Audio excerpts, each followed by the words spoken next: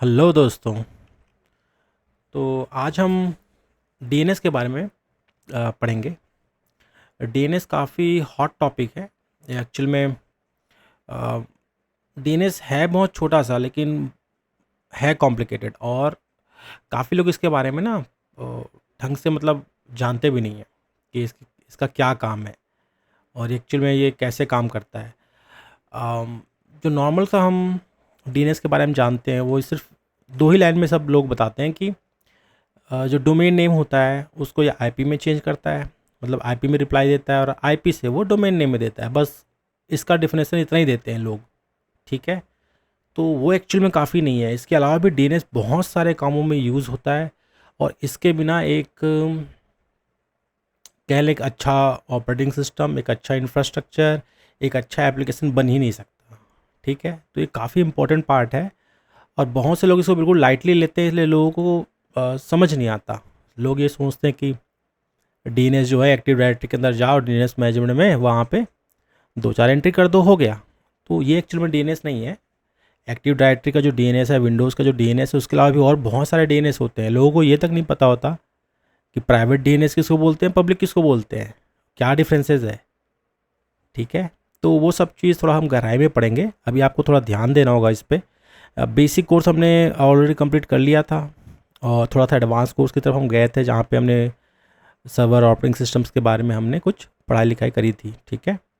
अभी हम इसके अंदर और गहराई में जाएंगे और इसको ना थोड़ा डीपली इसका जो नॉलेज है उसको हम लेंगे, ताकि हमें पता चले कि अब डीएनएस जो है, अब इसको अगर हम बिल्कुल गहराई में पढ़ लेते हैं, इसको जान लेते हैं और समझ लेते हैं, तो ये एक दो सॉफ्टवेयर में नहीं, आपके बहुत सारे एप्लीकेशंस में काम आएगा। आजकल जितने हम ऑटोमेशन करते हैं, या कुबरनेटिस कह लो, या आपके कई सारे जो टूल्स वगैरह हैं, प्लस विंडोज़ का पूरा इंफ्रास्ट्रक्चर है, लाइनक्स का इंफ्रास्ट्रक्चर है, वो डीएनएस पे काफ़ी डिपेंड करता है। यानी कहने का मतलब है कि पूरा का पूरा इंटरनेट पे जो इंटरनेट है वो डीएनएस पे डिपेंड करता है। इसके बिना इंटरनेट आप सोच भी नहीं सकते, ठीक है। तो नेक्स्ट स्लाइड बात करते हैं। सबसे पहले बात करते हैं डीएनएस है क्या, ठीक है। तो जैसा कि नॉर्मली लोग कहते हैं डीएनएस मतलब है डोमेन नेम सिस्टम, ठीक है। तो ये एक छोटा सा इसका परिभाषा है, इसके ज़्यादा उसमें नहीं जाते। बट ये क्या है ना, ये जैसे इसमें कहा गया कि hierarchical and decentralise naming system है। हियरार्किकल मतलब जैसे एक फैमिली ट्री बनता है ना, ये उस टाइप का है। एक ऊपर में एक फैमिली है, बड़ा हेड है, उसके नीचे दो तीन लोग और हैं, फिर उसके जो अलग अलग जो लोग हैं उसके अंदर और भी हैं। तो ये कुछ इस तरह से चलता है, ठीक है। इसको थोड़ा हम प्रेजेंटेशन में और दिखेंगे, इसको और समझेंगे। बाकी हियरार्किकल हम यही बोलते हैं, जैसे फैमिली ट्री होता है ना, वैसे आप मान के चलो। दूसरा ये कह रहा है कि डिसेंट्रलाइज। अब डिसेंट्रलाइज क्या है? एक होता है सेंट्रलाइज, मतलब एक जगह पे केंद्रित, है ना।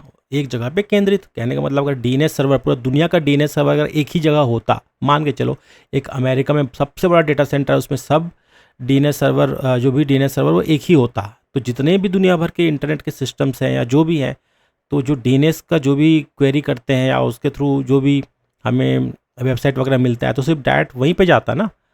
तो ऐसा नहीं है, इसलिए इसको डिसेंट्रलाइज इसको बनाया गया है कि जो हमारा डीएनएस सर्वर्स हैं वो अलग अलग जगह पे रहें, देश के हिसाब से रहें, ठीक है। या एक पूरे महाद्वीप के हिसाब से रहें कि एक महाद्वीप का एक हो, फिर उसके नीचे और भी छोटे छोटे बहुत सारे हों, तो फैमिली ट्री टाइप का ये बनते जाता है, ठीक है। इसको हम और अच्छे से देखेंगे। और इसका सिंपल सा जो यूसेज है वो यही है कि ये ट्रांसलेट करता है ह्यूमन रीडेबल में, ह्यूमन रीडेबल डोमेन नेम है। अब ये क्या है ह्यूमन रीडेबल?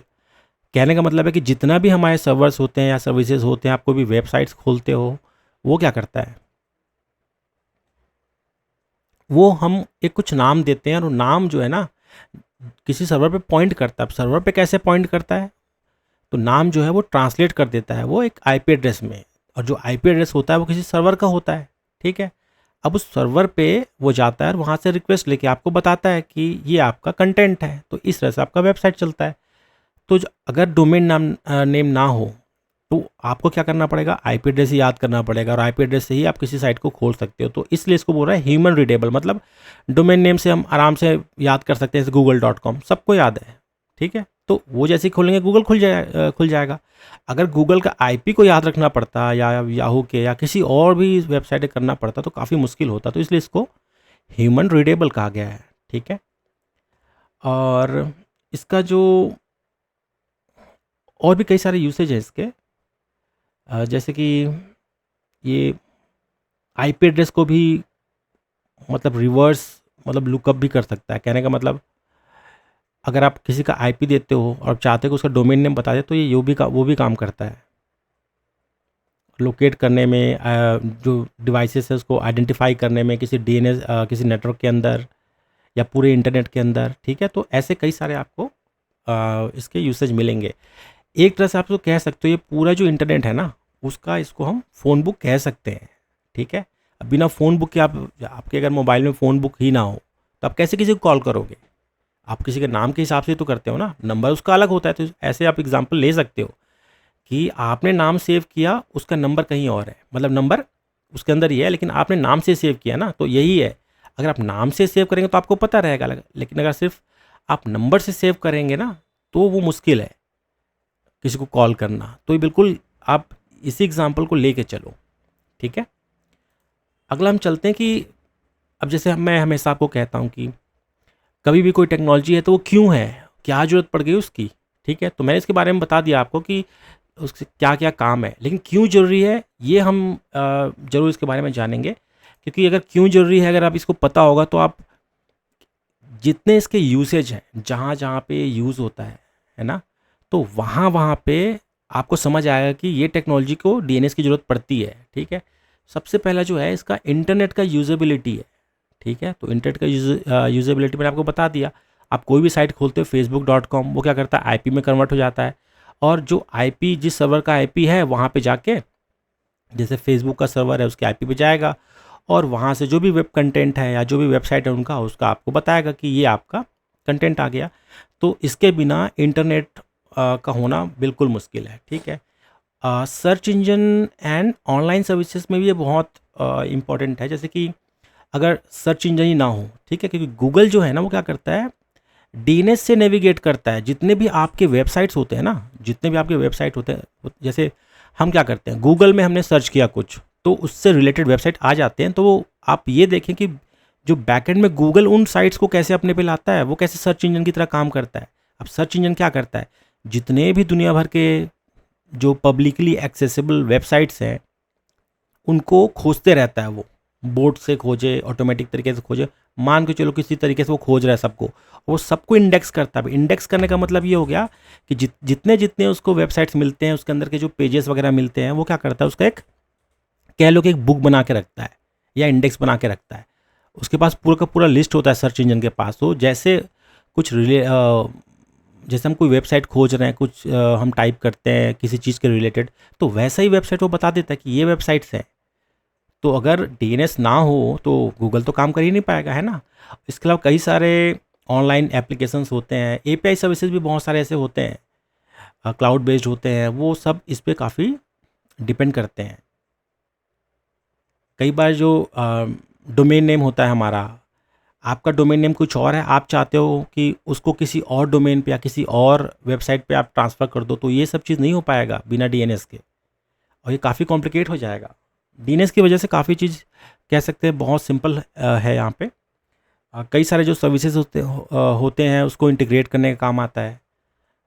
इसी तरह से हम यहाँ पे देख सकते हैं e commerce and digital economy. अब ये क्या चीज़ है, इस पर क्या है, अगर आपका जैसे ई कॉमर्स की साइट है, अमेज़ॉन है, अपना फ्लिपकार्ट है, और अगर आपका ऐसी कोई और पर्सनल वेबसाइट है, मतलब किसी कंपनी का या किसी दुकान का, तो उस पे भी इसका असर पड़ेगा। क्योंकि ई कॉमर्स जो वेबसाइट्स होते हैं, जैसे हमारा ऑनलाइन बैंकिंग हो गया, पेमेंट गेटवेज हो गया, ये सब कैसे चलते हैं, ये डीएनएस के ऊपर ही चलते हैं। जैसे मैंने आईसीआईसीआई बैंक लिखा तो आईसीआईसीआई बैंक का मेरा साइट खुल गया। अगर डीएनएस ही नहीं होता तो वहाँ पे हमें क्या करना पड़ता, आईपी लिखना पड़ता ना उसका। तो ये सब भी चलाना मुश्किल है। और ये भी है कि वेबसाइट के अंदर भी ना, अंदर में ही उसके कई सारे अलग अलग पार्ट्स भी होते हैं, तो वो भी एक दूसरे से जुड़े होते हैं। ठीक है, जैसे मैंने लिख दिया कि ICICIbank.com, ठीक है, जैसे मैं उसके अंदर गया कुछ और मैंने एप्लीकेशन, उसके अंदर कोई और भी मतलब पार्ट होता है, जैसे कि loan.ICICIbank.com होता है। ठीक है, तो उस पे गया मैं तो अपने आप वो रीडायरेक्ट हो जाता है। तो ये सब काम ना बहुत अफेक्ट करता है ये। चौथा जो इसका जो इम्पोर्टेंस है वो है ईमेल सिस्टम्स में। अब ईमेल सिस्टम्स में कैसे आपका ईमेल सिस्टम कैसे ब्रेक डाउन हो सकता है? तो ईमेल जो सिस्टम होता है वो क्या करता है, आप जैसे कोई भी आपका ईमेल आईडी है तो जब आप किसी को मेल करते हो ना, तो एक मतलब आपका जो एसएमटीपी सर्वर्स होता है, एसएमटीपी सर्वर जो होता है ये आपके मेल को ट्रांसफ़र करने का काम आता है ये। तो उसका जो आप देखोगे नाम ना, जो उसका आप नाम देखोगे वो भी डीएनएस ही होता है वो। अब इसका एक छोटा सा मैं आपको एग्जांपल बताता हूँ। चलो ठीक है, अगर डीएनएस सर्वर मतलब डोमेन नेम ना यूज़ करके वहाँ पे हम आईपी यूज़ करें, और मान के चलो उस आईपी को हमेशा के लिए, ज़िंदगी भर के लिए तो वो आपके पास रहेगा नहीं। या ऐसा भी हो सकता है कि कभी ऐसा आए कि आप जैसे कोई भी आपका ईमेल सर्वर्स वगैरह हैं उनको चेंज करने का नौबत आ गया, ठीक है, तो आपको फिर आईपी एड्रेस फिर से चेंज करना पड़ेगा। तो जब जब आईपी एड्रेस चेंज होगा तब तब जितने भी दुनिया भर के यूज़र हैं, जो आपके या जो भी आपके यूज़र हैं, सबको आपको बताना पड़ेगा कि इस आईपी पे आप अपने इसको कनेक्ट कर सकते हो, मेल को, मेल बॉक्स को, ठीक है। तो काफ़ी सारे कॉम्प्लिकेशंस आ जाएंगे इसकी वजह से।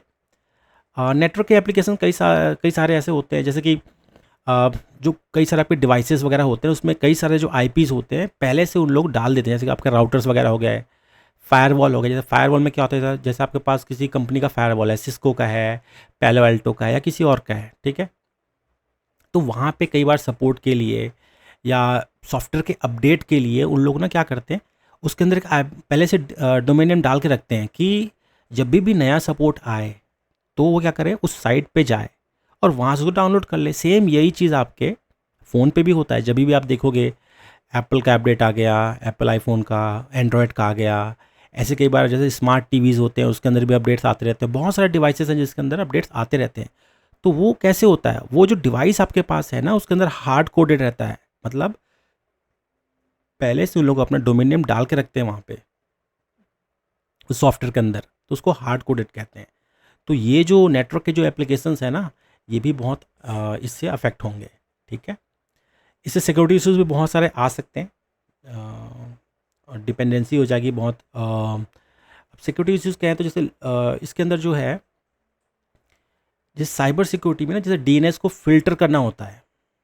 अब जैसे आप कई साइबर सिक्योरिटी के जो बंदे होते हैं, या जैसे आप कह लें कि आप नेटवर्क सिक्योरिटी वाले टीम में काम करते हो, तो कहीं से कोई गलत आपका या कोई वायरस वाला ईमेल आ रहा है, या आपका कोई वेबसाइट है ना, आपके वेबसाइट पे कोई बंदा या कोई भी किसी और आईपी से या किसी डोमेन से अगर वो अटैक करवा रहा है या डीडॉस अटैक करवा रहा है, बहुत ज़्यादा ट्रैफिक भेज रहा है, या कुछ वायरस घुसाने की कोशिश कर रहा है, हैक करने की कोशिश कर रहा है, तो आप उसको भी डीएनएस के सिस्टम से इसको ब्लॉक कर सकते हो। आप चाहो तो पूरा का पूरा डोमेन ब्लॉक कर सकते हो कि इस डोमेन से मेरे पास आइए ना, ठीक है। तो ये सब चीज़ भी सिक्योरिटी इश्यूज़ के अंदर आते हैं। और जैसे फिशिंग के जो रिस्क होते हैं वो भी होगा। जैसे बिना डीएनएस के क्या होता है,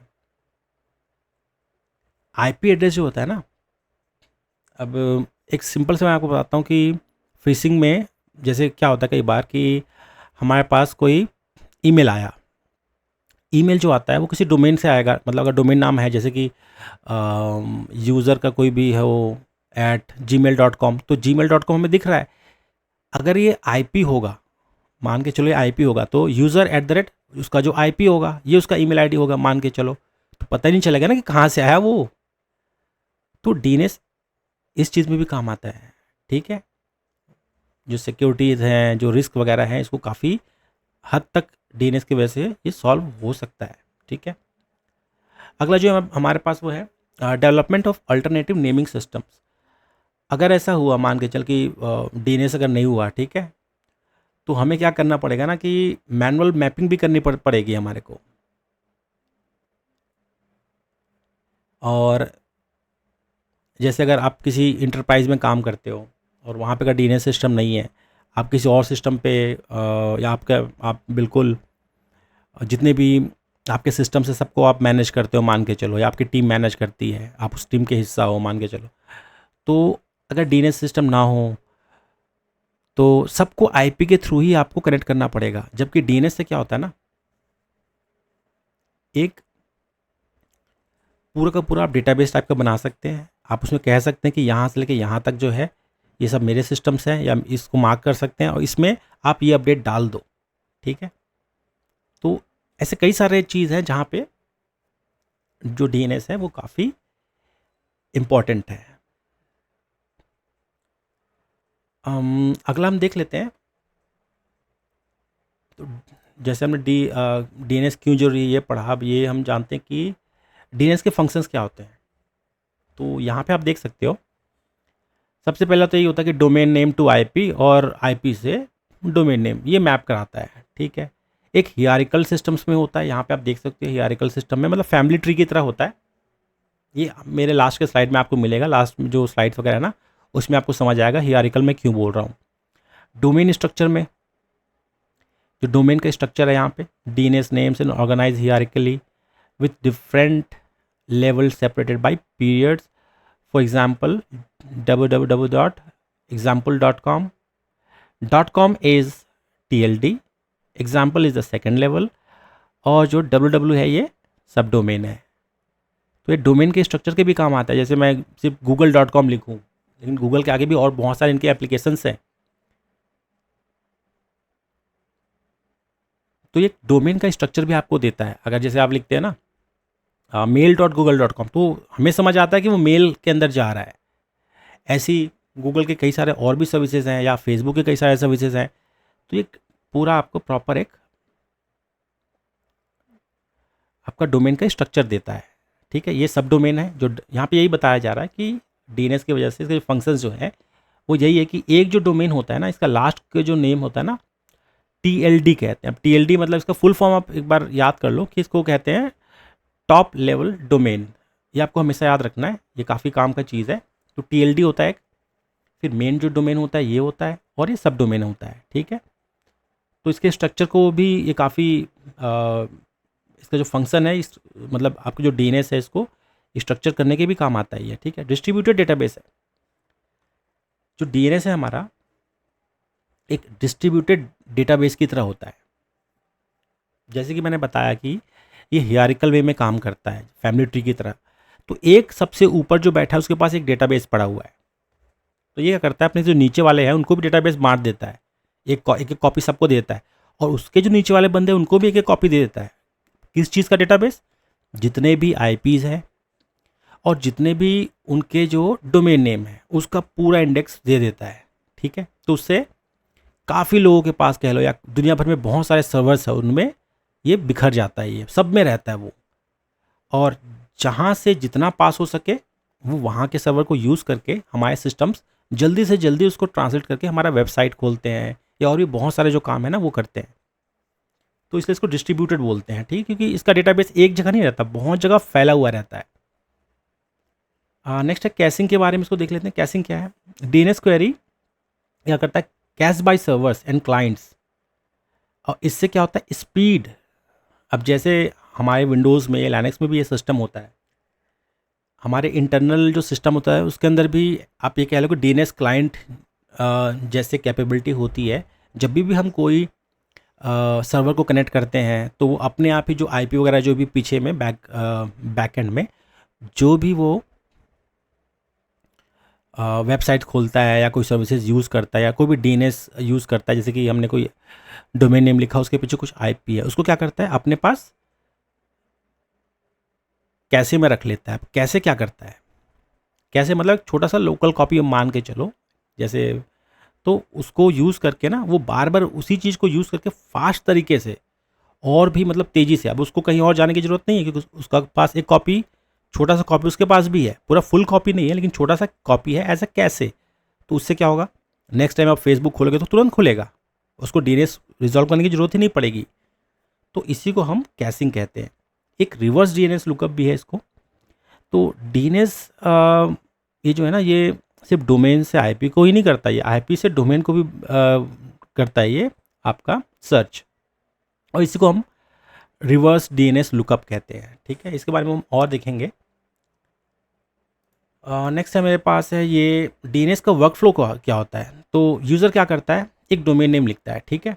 उसके बाद वो जितने भी जो डीएनएस सर्वर्स हैं दो तरह के डीएनएस सर्वर्स होते हैं, एक होता है पब्लिक, एक होता है प्राइवेट। इसको आपको समझने की ज़रूरत है कि पब्लिक और प्राइवेट क्या है। बहुत लोगों को इसमें काफ़ी तकलीफ होती है समझने में। मान के चलो आप किसी बड़ी कंपनी में काम करते हो, ठीक है, वहाँ पे 2000 2500 सिस्टम्स आपके पास हैं, ठीक है।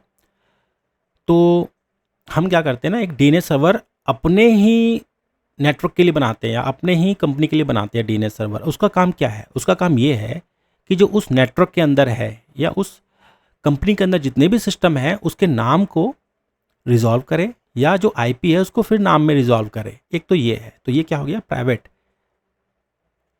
उस डीएनएस सर्वर का जो काम है ना, वो सिर्फ एक कंपनी के अंदर ही सीमित है, तो इसी को हम कहते हैं प्राइवेट। उसको दुनिया से बात करने की जरूरत नहीं है, वो अपने अंदर का ही जो है वही करेगा, ठीक है। तो ये हो गया हमारा प्राइवेट डीएनएस। पब्लिक डीएनएस क्या होता है? पब्लिक डीएनएस जो होता है, जैसे कि हमारा गूगल का एक आईपी होता है 8.8.8.8, तो ये हमारा गूगल का डीएनएस सर्वर है। ऐसे ही क्लाउडफ्लेयर का भी होता है 1.1.1.1, है ना। ऐसे कई सारे पब्लिक डीएनएस सर्वर्स होते हैं। अब इनकी क्या जरूरत पड़ गई, ये हमें जानने की जरूरत पड़ेगी। अब जो पब्लिक डीएनएस है वो कैसे काम करता है? जैसे आपका सिस्टम है, कोई भी वेबसाइट है, जैसे आप खोलोगे, है ना, तो उसको भी डीएनएस की जरूरत तो पड़ेगी, क्योंकि आप पब्लिक से कनेक्टेड हो ना। पब्लिक जैसे अगर आप इंटरनली आपका जो सिस्टम कंपनी का जो सिस्टम है, ठीक है, अगर वो उसके अंदर ही हो, ठीक है, अब वहाँ पे प्राइवेट डीएनएस है, ठीक है, लेकिन वहाँ पे जो प्राइवेट डीएनएस होता है वहाँ पे एक सिस्टम और भी होता है।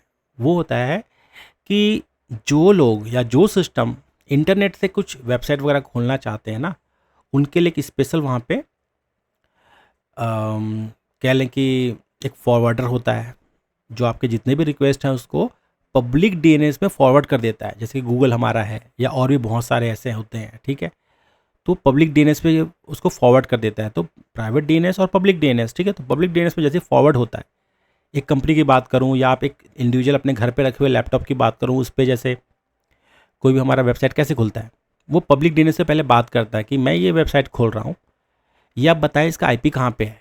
तो वो क्या करेगा, उसका आईपी बता देगा। जैसे फेसबुक खोलना है तो गूगल, अगर मेरे सिस्टम में ये कॉन्फ़िगर है कि मैं जो डीएनएस सर्वर है वो गूगल का यूज़ कर रहा हूँ, ठीक है, तो वो क्या करेगा, वो गूगल के डीएनएस सर्वर से पूछेगा कि मैं फेसबुक नाम का, facebook.com नाम का ये वेबसाइट मैं खोल रहा हूँ, आप बताएं इसका आईपी कहाँ है या आईपी कौन सा है। तो क्योंकि उसके पास पब्लिक रिकॉर्ड्स पूरे उसके पास है कि फेसबुक का आईपी क्या है, ठीक है, गूगल के पास पूरे पड़े हुए हैं, तो वो क्या करेगा, आपको फॉरवर्ड कर देगा, बोलेगा भाई ये आईपी आप यहाँ पे जाओ, तो वहाँ से आपको वेबसाइट दिख जाएगा। तो इस तरीके से पब्लिक और प्राइवेट काम आता है, ठीक है। प्राइवेट आप कह लो कि जो इंटरनली किसी कंपनी के अंदर जो आप कुछ स्पेसिफिक टाइप के काम करते हो, या उसके अंदर ही आप चाहते हो कि आपके सिस्टम जितने भी हैं उसके आपको आईपी याद ना रखना पड़े। कई बार ऐसे भी होता है कि कई कंपनियां खुद के प्राइवेट वेबसाइट्स वगैरह बनाती है, जिसको बाहर में आप एक्सेस नहीं कर सकते, या एप्लीकेशन कह लो। जैसे कई सारी कंपनीज हैं जो बड़े एमएनसीज वगैरह होते हैं, उन लोग क्या करते हैं, अगर अटेंडेंस का है या कोई डॉक्यूमेंट वगैरह अपलोड करने का है या इंटरव्यू वाला है, तो कई बार ऐसे होता है कि वो लोग पब्लिकली वेबसाइट नहीं करते, वो एक कंपनी के अंदर ही आपका मतलब एक सर्वर पे वेबसाइट, या जैसे मॉनिटरिंग टूल्स हो गया, आपके सर्वर्स को मॉनिटर करना है, उसको आप बाहर से तो नहीं खोल सकते ना, तो वो एक कंपनी के अंदर इसको खोलने का आपको बना दिया जाता है। तो उसके लिए आपको डीएनएस की ज़रूरत पड़ती है, अगर आपने उस पर डोमेन नेम डाल रखा है तो ऐसे बहुत सारे इसके यूसेज हैं। एक वर्कफ्लो और देख लेते हैं कि जैसे हम डीएनएस क्वेरी करते हैं, है ना, तो ये आपका क्या करता है, जो रिजॉल्वर होता है उसको तो आपको आईपी एड्रेस के बारे में पता नहीं होता, तो डीएनएस सर्वर से क्या करता है, वो क्वेरी करता है, और जो रूट का जो डीएनएस सर्वर है उससे जो नीचे वाले जो सर्वर्स है ना, उस पे जो आपके एड्रेसेस वगैरह हैं उससे क्वेरी कर लेता है वो, ठीक है, और उसके बाद क्या करता है, वो आईपी को रिटर्न कराता है। अब एक पूरा का पूरा वर्क फ्लो है, ये पब्लिक डीएनएस के बारे में बात किया जा रहा है यहाँ पे। अगर आप देखें तो जो यूज़र है आपका क्या करता है, पहले एक डोमेन नेम एंटर करता है, यहाँ पे कह रहा है कि when you type a domain name like जैसे www.example.com, ठीक है, इनटू योर ब्राउज़र, ठीक है, ब्राउज़र में डाल दिया जी। उसके बाद ब्राउज़र क्या करता है, जो डीएनएस रिजॉल्वर है, ठीक है। अब डीएनएस रिजॉल्वर जो होता है ये आपके जो आईएसपी है, मतलब आपको जो इंटरनेट आपको जिस कंपनी का इंटरनेट है, अब कई सारे छोटे कंपनी होते हैं, लेकिन बड़े कंपनी जैसे कि एयरटेल हो गया या जियो हो गया, और भी कई सारे बड़े बड़े कंपनियां हैं, तो उनके खुद के डीएनएस रिजॉल्वर होते हैं। मतलब कहने का मतलब उनके पास एक ऐसे सिस्टम्स होते हैं जहां से वो इंटरनेट पे अभी जो और भी बहुत सारे डीएनएस के जिनके पास डेटाबेस होते हैं, उसका एक छोटा सा रूप उनके पास भी होता है। वो डायरेक्ट आपको पब्लिक से नहीं कनेक्ट करा देते, तो उनके पास भी डीएनएस होता है। मतलब हर जो आईएसपी होता है उसके पास भी डीएनएस सर्वर होता है, और वहाँ से भी वो आपको इंटरनेट से कनेक्ट करवा सकते हैं, ठीक है। तो ये हो गया डीएनएस। वो क्या करता है, फिर क्वेरी करता है डीएनएस सर्वर को। अगर रिजॉल्वर को पता नहीं है, या आपके जो आईएसपी के पास जो सर्वर है डीएनएस का उसको पता नहीं है आईपी एड्रेस क्या है, तो क्या करेगा, वो ऊपर के जो सर्वर्स है ना, जो ऊपर के रूट के जो सर्वर्स हैं, उसमें वो पूछेगा, और उसके थ्रू अगर जितने भी नीचे जा सके, उसके नीचे और भी फैमिलीज होते हैं उसके डीएनएस के, और छोटे सर्वर्स होंगे, वहाँ तक जाके पूरा उसको पता करेगा कि इसका जो डोमेन नेम है ये कहाँ पे है, मतलब कौन से है, ये किस आईपी, तो इसलिए टीएलडी यहाँ पे कहा गया है। और उसके बाद क्या करता है, जो ऑथोरिटेटिव जो आपका जो नेम सर्वर है, तो ये क्या करता है, ऑथोरिटेटिव ये जो नेम सर्वर है, ये हो जैसे कि आपका जो डोमेन नेम है facebook.com है, या जो जैसे इसमें एग्जाम्पल दिया गया है example.com, तो ये आपका ऑथोरिटेटिव नेम सर्वर कहलाता है। और यहाँ पे आपको पता चल जाएगा, मतलब क्वेरी करेगा तो ये पता चल जाएगा कि ये इसका आईपी है। और लास्ट में क्या करता है, उसके बाद एक उसका जो आईपी एड्रेस है उसको आपको दे देता है वापस। तो ये पूरा वर्क फ्लो है। यूज़र एंटर करेगा अपना डोमेन नेम, क्वेरी करेगा डीएनएस सर्वर से, वो आपके जो हियरार्की में पूरा चेक करेगा, टीएलडी जो भी है उसको देखेगा, उसके बाद जो उसका ऑथोरिटेटिव है उसको भी चेक करेगा, उसके बाद रिटर्न कर देगा आईपी को। तो एक पूरा डीएनएस का वर्क फ्लो है। इसको जब हम करेंगे तो और अच्छे से हम जान पाएंगे। बाकी ये सब जो चीज़ें अगर आप पढ़ते हो, उसको याद रखते हो, ये सब चीज़ें कि ऐसे ऐसे होता है, तो आपको ये हमेशा काम आएगा। अब डीएनएस के टाइप्स क्या क्या होते हैं, जैसे कई सारे डीएनएस के टाइप्स होते हैं। रूट डीएनएस, जैसे अभी उन्हें अभी पीछे पढ़ा कि ऑथोरिटेटिव जो हमारा डीएनएस सर्वर होता है, फिर रिकर्सिव होता है, ये वो, तो वो कुछ समझ नहीं आया हमारे को। तो ऐसा हम ये मान के चलते हैं कि यहाँ से डीएनएस के टाइप के बारे में पता चलेगा कि डीएनएस के टाइप क्या होते हैं। सबसे जो ऊपर होता है, जो एक नंबर पे होता है, वो होता है रूट डीएनएस सर्वर। मान के चलो, हम इसको ये मान के चलते हैं फैमिली का सबसे बड़ा हेड है, जहाँ से इनकी फैमिली आई है, ऐसे आप मान के चलो। तो पहला स्टेप यहीं पे जाता है। डीएनएस का जो लुकअप प्रोसेस है ना, इनके पास जितने भी टीएलडीज होते हैं, टीएलडी मतलब .com .org, ये कुछ ही प्रकार के होते हैं, बहुत सारे टाइप के नहीं होते। तो वो पहले उसको लुकअप करता है, वो जितना भी जो रूट के जो डीएनएस सर्वर है उसके अंदर ये जो लास्ट के जो टीएलडी होते हैं उनके पास ही होते हैं, रूट सर्वर के पास। फिर जो टीएलडी होता है, जो टीएलडी डीएनएस सर्वर होता है, क्या होता है वो, this servers store information about the second level domain. Second level domain क्या होता है, जैसे example.com, तो इसमें एग्जाम्पल जो है ना, टीएलडी के पहले जो आता है वो हो गया सेकंड लेवल। और थर्ड लेवल सब डोमेन को कहते हैं।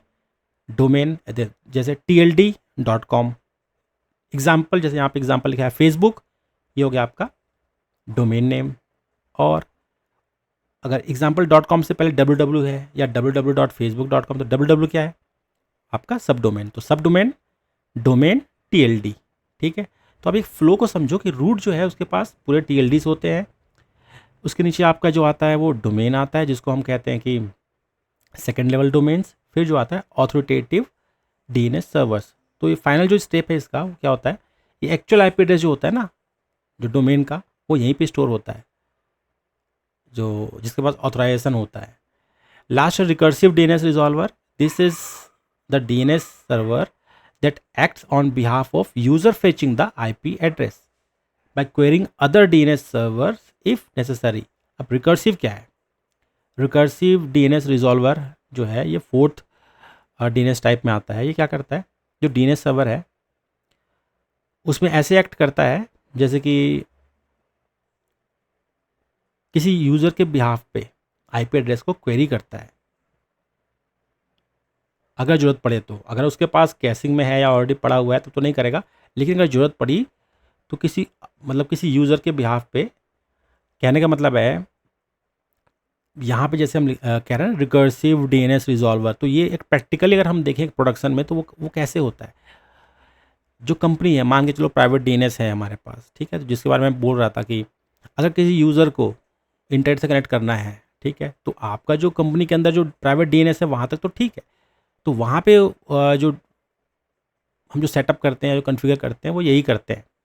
वहाँ पे हम एक डीएनएस रिजॉल्वर डाल देंगे। वो क्या करेगा, अगर जो रिकॉर्ड, जैसे मैं किसी कंपनी में काम करता हूँ तो कंपनी के अंदर के जितना भी जो भी सिस्टम का डीएनएस है वो वहाँ पे डाल देगा, लेकिन जो रिकॉर्ड्स वहाँ पे नहीं मिलेगा, जैसे facebook.com है, वहाँ पे तो नहीं मिलेगा ना, किसी कंपनी के प्राइवेट डीएनएस पे तो नहीं मिलेगा, तो उसके लिए हम रिजॉल्वर डालते हैं। वो क्या करेगा, वो किसी और डीएनएस की तरफ उसको लेके जाएगा और वो वहाँ पे क्वेरी करेगा। तो ऐसे भी हम प्राइवेट से पब्लिक डीएनएस पे जो क्वेरी है हमारे, या जो डीएनएस के जो क्वेरीज होते हैं उसको हम वहाँ पे डाल देते हैं। ठीक है, इसको प्रैक्टिकल करेंगे तो और अच्छे से हमको समझ आएगा। अब डीएनएस रिकॉर्ड्स जो होते हैं, जैसे ए रिकॉर्ड्स, तो ए रिकॉर्ड्स क्या है, जो डोमेन नेम को आईपी वर्जन 4 से मैप करता है उसको हम ए रिकॉर्ड कहते हैं। डबल ए जो डोमेन नेम को आईपी वर्जन 6 से मैप करता है उसको डबल ए कहते हैं। एमएक्स रिकॉर्ड जो आपका ईमेल, जो मेल सर्वर्स होते हैं ना, उसका जो रिकॉर्ड है उसको हम एमएक्स कहते हैं। सी नेम, इसको हम कहते हैं एलियस। एलियस मतलब कि आप कह लें कि सहनाम बोल लें, या जैसे होता है ना कि एक आदमी के 2-3 नाम होते हैं, ये ऐसे ही मान के चलो। ठीक है, इसको प्रैक्टिकल करेंगे तो समझ अच्छे से आ जाएगा। जैसे डोमेन नेम आपका, तो डोमेन नेम में आप चाहते हैं कि जो सी नेम वगैरह जितने भी हों, है ना, तो सी नेम के आप एलियस भी बना सकते हो। ये वही है। टेक्स्ट रिकॉर्ड क्या आता है, ये क्या करता है ना, कुछ टाइप का मतलब कुछ स्पेसिफिक इंफॉर्मेशन, जैसे कि वेरीफाई करने का काम आता है ये, जैसे ये कुछ सिक्योरिटी का काम आता है ये। इसको भी हम अच्छे से देखेंगे ये एक्चुअल में क्या करता है ये। जैसे अभी यहाँ पे एक सिंपल सा एग्जांपल बोल रहा है कि डोमेन के जो ऑनरशिप होता है, जैसे डोमेन मैंने खरीदा, तो अगर कोई थर्ड पार्टी सिस्टम से या कोई मतलब मुझे ज़रूरत पड़ गई कि मैं अपने डोमेन को कहीं पे यूज़ करना चाहता हूँ, और मान के चलो वो जो जहाँ पे मैं यूज़ करना चाहता हूँ वहाँ पे वेरिफिकेशन मांगेगा, तो वो टेक्स्ट रिकॉर्ड के थ्रू मांगते हैं। इसके अलावा भी और भी बहुत सारे काम है इसके, तो वो भी हम आगे देखेंगे। अब एक जो नाम है आईकैन, अब आईकैन क्या है, इसका रोल क्या है, ये इसका जो वर्क फ्लो वगैरह है इसको हम देखेंगे। तो आईकैन क्या है, आईकैन जो आपका है, ये जो डीएनएस का जो आपका रूट सर्वर, जितने भी रूट सर्वर्स है ना, इसका एक संस्था है ये। वो दुनिया भर का जो भी आपके डीएनएस के रिकॉर्ड्स वगैरह है या जो सर्वर्स वगैरह है ना, उसको मेंटेन करते हैं ये। ठीक है, मतलब एक कहें कि बहुत सारे देशों ने मिलकर इसको बनाया हुआ है कि आप मेंटेन करो और आप इसको चलाओ। ठीक है, तो आईकैन हम उसी को कहते हैं। यहाँ पे आईकैन का जो रोल होता है वो यही रहता है कि ये रूट जोन है ना, जो कि सबसे टॉप पे होता है डीएनएस हियरार्की के, उसकी स्टेबिलिटी और उसके सिक्योरिटी को ये देखता है ये। भाई उसको ठेका दे रखा है ना लोगों ने, भाई दुनिया के देशों ने, कि भाई आपको ये दिया गया है काम, और उस पर भी लोग होते हैं, वो भी कंपनी टाइप की मान के चलो, तो उसको लोगों ने, बहुत सारे लोग ने दिया है। दुनिया के अलग अलग देशों में ऐसे बहुत सारे, मतलब कुछ सर्वर्स है जो रूट सर्वर्स है, वो आईकैन देखता है, और उनके पास ही वहीं से आपके जितने डीएनएस है ना वो निकलते हैं। आप ऐसा मान के चलो, मैं फैमिली के हेड है मान के चलो। ठीक है, ये जो टीएलडीज होते हैं उसको मैनेज करते हैं, जो टॉप लेवल डोमेन होते हैं .com .org .net या कंट्री कोड के हिसाब से, जैसे हमारा इंडिया का .in है, तो ये कहाँ से आया, आईकैन ने दिया है। अगर आईकैन वहाँ से .in हटा देना तो .in चलेगा ही नहीं कहीं पे, तो ये वहीं से आता है। तो इंडिया को भी कहने का मतलब उनको सपोर्ट करना पड़ता है या देना पड़ता होगा, कुछ ऐसा कुछ होगा। ठीक है, सब देश को कुछ ना कुछ, अगर जिन देशों में अगर इंटरनेट यूज़ होता है तो कुछ ना कुछ उनको देना पड़ता है। ठीक है, कंट्रीब्यूशन कुछ ना कुछ, मतलब हम ये कह सकते हैं कुछ ना कुछ तो देना ही पड़ता है, ठीक है। एक इसका और काम है, वो है कि ये नाम और नंबर, जितने भी जो ग्लोबल आईपी लोकेशन वगैरह है या जो सिस्टम के नंबर हैं, एएसएनस है, प्रोटोकॉल वगैरह जो असाइनमेंट है, इसको भी मेंटेन करते हैं इन लोग। तो प्रोटोकॉल्स और एएसएनस के बारे में और हम पढ़ेंगे, ये काफ़ी एडवांस है। और एक्रीडेटिंग रजिस्ट्रार्स, ये एक बहुत इंपॉर्टेंट टर्म है।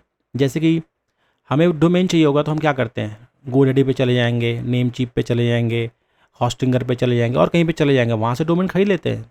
तो ये कौन होते हैं देने वाले? इनको आप ये समझो कि इनको ठेका दे रखा है आइकन वालों ने कि भैया आप हमारे बिहाफ पे आप रजिस्टर करो, आप बस हमें इसका कुछ पैसा दे देना, ठीक है, कुछ मतलब छोटा मोटा फीस दे देना, ऐसा होता है। तो आप जब भी आप डोमेन खरीदते हो तो कुछ पैसे इनको जाता है, तो वो क्या करते हैं, ठेका दे देते हैं। आप ठेका मान के चलो इसको।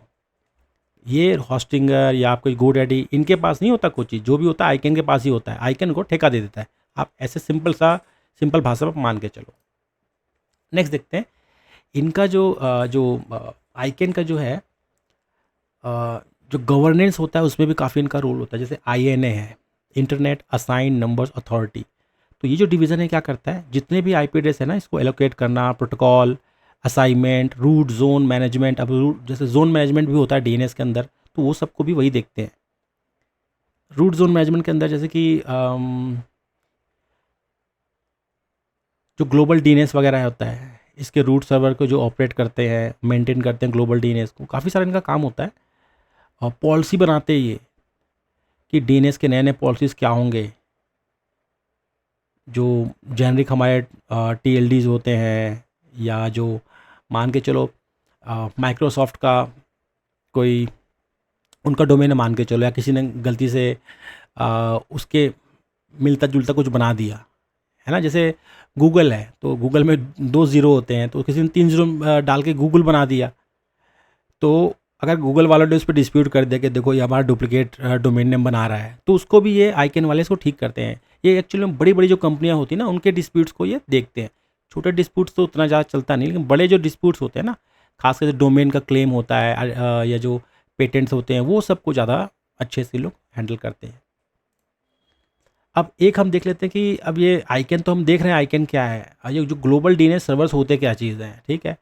तो स्टार्टिंग में आपको अच्छे से पता होगा, जो हमारा इंटरनेट था, कोई अमेरिका का कोई बंदा था या फौज में था उनके, या जो भी था, वहाँ से स्टार्ट हुआ था। वो आपस में कम्युनिकेट करने लग गए थे, ईमेल भेज देना, कोई इन्फॉर्मेशन को डाल के उनको किसी और जगह पे दिखाना, कंप्यूटर के थ्रू, नेटवर्किंग के थ्रू, ऐसा उनके पास पहले था। वो टेक्नोलॉजी सिर्फ अमेरिका में फ़िलहाल कुछ लोग, मतलब जो उनके फ़ौज था या आर्मी जो थे, उन लोग यूज़ करते थे। फिर वहाँ से उन लोगों ने क्या किया, उसको बढ़ाया, उसको पब्लिक कर दिया, और फिर दुनिया भर में वो फैल गया, ठीक है। तो जब ऐसे फैलने लग गया, तो सब पहले टाइम में तो यही हुआ होगा कि वो IP एड्रेस से ये सब चीज़ करते होंगे, उनको तो पता ही था DNS का। तो लोगों ने जब जैसे DNS क्या है, एक सॉफ्टवेयर ही है, उसके अंदर भी कुछ वो नहीं है, कोई अलग से कोई मशीन नहीं होता, वो सॉफ्टवेयर ही होता है, किसी ने कोड ही किया है उसको, ऐसे मान के चलो आप, एप्लीकेशन है। तो जैसे लोगों ने बनाया, जब मतलब काफ़ी फैल गया, पूरा दुनिया भर में फैल गया इंटरनेट, और उसके थ्रू लोगों से कम्युनिकेट करने लग गए, तो उनको लगा कि DNS भी बनाना चाहिए। तो जो DNS जो सबसे पहला जो बनाया गया ना, वो US में ही बनाया गया। पहले US के पास ही मोनोपोली थी, फिर US ने उसको कुछ देशों में देना स्टार्ट कर दिया। अभी के डेट में हमारे पास 13 टोटल रूट सर्वर थे। पहले 7 थे, मोस्टली अमेरिका में थे और कुछ यूरोप में थे। तो टोटल पहले 7 थे, अभी हमारे पास 13 है। मतलब धीरे धीरे वो सबको देने लग गया। मैं इसका फुटप्रिंट भी आपको दिखाऊंगा। फिलहाल आप ऐसे देख के चल सकते हैं, यहाँ पे आप देख सकते हो 1 2 3 4 4 तो यहाँ पे US में ही दिखाई दे रहा है। 2 हमारे को यहाँ पे देखिए, लंदन, स्टॉकहोम, है ना। तो ये 2 जगह और दिखाई दे रहा है, तो 4 2 6 हो गए ऐसे। ये मतलब ये पुराना है एक्चुअली, पहले 7 थे, तो ये 7 वाले हैं, अभी 13 हैं टोटल। और एक जो है टोक्यो में है, ये ऐसा बता रहा है। लेकिन ये पुराना वाला मैप है, आपको नया मैप भी दिखाता हूँ मैं। तो जो नया जो मैप है वो उसके हिसाब से ये है। यहाँ पे आप देखेंगे US के जो वेस्ट कोस्ट में है ना, वेस्ट कोस्ट में ऐसे यहाँ पे 4 है, और ईस्ट कोस्ट में 6 है। जैसे यहाँ देख सकते हैं 1 2 3 4 यहाँ पे, और यहाँ पे 6 6 और 4 10 तो US में ही है। और एक जो है यहाँ पे ऊपर साइड में जो स्टॉकहोम है, शायद ये वही है, और ये शायद लंदन वगैरह होगा, है ना। और एक जो हमारा टोक्यो में है। तो इस तरीके से पढ़ाया गया। तो ये हमारे हो गए रूट सर्वर्स। अब ये क्या करते हैं ना, जैसे मैंने बताया हियरार्की, जैसे मान के चले कि आप यहाँ पे आप देख सकते हो डीएनएस सर्वर यहाँ पे है, यहाँ पे रूट है, तो इसके नीचे और भी बहुत सारे डेटा सेंटर्स होंगे, बड़ी बड़ी डोमेन रजिस्टर वाले कंपनीज होंगे, जैसे गोडैडी होता है, ऐसे बहुत सारे होंगे। तो उन लोग क्या करते हैं, इसी की कॉपी अपने पास रख लेते हैं। तो वो क्या है, आइकन वालों से उनका तो आप मान के चले कुछ ना कुछ उनके पास कॉन्टैक्ट होगा, तो उन लोग क्या करेंगे, अपने सर्वर्स बैठाएंगे हर जगह पे। जैसे हॉस्टिंगर है, हॉस्टिंगर यहाँ कंपनी नहीं, कहीं बाहर की कंपनी है, वो इंडिया में भी उसने क्या किया, अपना डेटा सेंटर हैदराबाद या बेंगलोर में बैठा दिया उसने। अब वो क्या किया कि इंडिया के जितने बंदे यहीं पे रजिस्टर करें डोमेन, और जैसे करें वो 15-20 मिनट में हो जाए। पहले जो हम डोमेन रजिस्टर करते थे, आज से 10 साल 15 साल पहले, 24 घंटे या 48 घंटे भी लगते थे। फिर आज के टाइम में धीरे धीरे कम हो गया, 15-20 मिनट में हो जाता है। तो ऐसा कैसे हो सकता है, पहले 24 घंटे लगते थे, आज 15-20 मिनट में हो जाता है। तो इसका भी तरीका है, आप इसको समझते हैं। जैसे मैंने बताया था कि फैमिली है, तो ये मान के चलो जितने भी हैं ना 13 लोग, ये आपके फैमिली के बहुत पुराने पूर्वज हैं मान के चलो। इन लोगों ने छोटे छोटे, जो जैसे गूगल वाले हैं, सॉरी, आपका जो जो मतलब डीएनएस सर्विस या डोमेन नेम आपको देते हैं, जैसे गोडैडी है, नेम चीप है, ऐसे बहुत सारे हैं, होस्टिंगर ऐसे कई सारे हैं। तो वो क्या किया, उन्होंने अपने अपने सर्वर्स हर जगह बैठा दिए। अमेरिका के जो होस्टिंग कंपनी है, रजिस्टर.com है, और भी कई सारे हैं, तो उन्होंने अपने अपने बहुत सारे सर्वर्स बैठा दिए। और इसके जो कॉपीज़ हैं आईकैन अपने पास रख ली है, ठीक है। तो ये हो गया अमेरिका, तो अमेरिका पूरा कवर हो गया। ऐसे हॉस्टिंगर वाले हैं, और गोडैडी भी है, गोडैडी भी अब इंडिया में है, तो यहाँ पे भी उनके सर्वर्स होंगे, ठीक है। तो जैसे ही हम रजिस्टर करते हैं क्या होता है, यहीं पे वो सर्वर पर रजिस्टर कर देता है, इसका जो इन्फॉर्मेशन है आईकैन के पास चला जाता है। पहले क्या होता था, यहाँ पे जब रजिस्टर करते थे तो मान के चलो कि यहाँ से सबसे पास जो है, मान के चलो कि लंदन है, तो यहाँ से लंदन जाएगा और फिर लंदन में वो रजिस्टर होके आएगा, मतलब इसका इन्फॉर्मेशन जाएगा। फिर यहाँ से जितने भी सर्वर्स है सब में अपने आप ही जो डोमेन का जो इन्फॉर्मेशन है, आईपी और इन्फॉर्मेशन जो भी आप वहाँ पे डालोगे, तो वो सब में प्रोपेगेट हो जाएगा। प्रोपेगेट होने का मतलब होता है, आपका जो डीएनएस सर्वर, जैसे अभी मान के चलो कोई आपने होस्टिंगर से एक डोमेन नेम ले रखा है, आपने यहाँ पर रजिस्टर करा दिया, इसका इन्फॉर्मेशन सबसे पहले मान के चलो यहाँ जाएगा, फिर यहाँ जाएगा, फिर यहाँ जाएगा। ये सब एक दूसरे से जुड़े हुए हैं, फिर यहाँ से इन पे जाएगा, ठीक है, यहाँ से इन पे चला जाएगा। तो इस सब में ऐसे फैलता है ये, और इनके थ्रू फिर जितने भी और छोटे छोटे जितने भी और भी जो डीएनए मतलब डोमेन नेम प्रोवाइड करते हैं उनके पास ही फैल जाएगा। इसलिए इसको डिस्ट्रीब्यूटेड इसीलिए कहा गया है कि एक जगह से स्टार्ट होगा, वो सब में डिस्ट्रीब्यूट हो जाएगा बराबर। यहाँ पे जो इन्फॉर्मेशन है वो सब जगह पहुँच जाएगा। इसी को डीएनएस प्रोपगेशन कहते हैं।